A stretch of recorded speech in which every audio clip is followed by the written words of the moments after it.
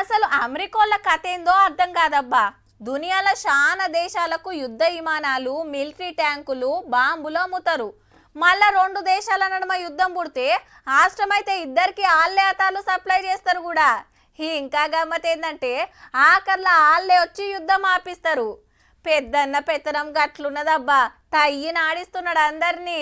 12 రోజులు tug of war కొట్లాంజ Iran Israel చల్లబడ్డాయి.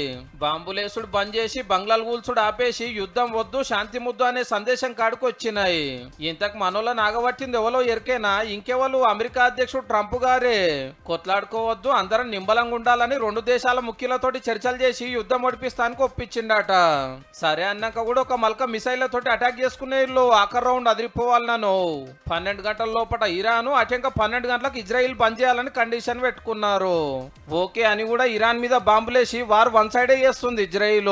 ఇంతకు యుద్ధం ఎట్లా పుట్టిందంటే ఇరాన్ దేశం అణుబాంబులు తయారు చేస్తుంది, ఆపేయాలని ఇజ్రాయిల్ అమెరికా ధమ్కీలిస్తే మీరు చెప్తే మేమెందుకు వినాలే, గా బాంబులు మీ కాడు ఉండాలి గాని మా కాడు ఉండద్దా అని కయ్యానికి కాలు దువ్వింది.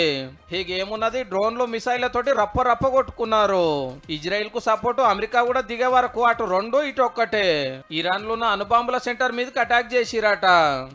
ఇంత ముదిరి ఇంకెన్ని దేశాలు ఉరికొస్తాయని దునియా అంతా బుగులు పట్టింది.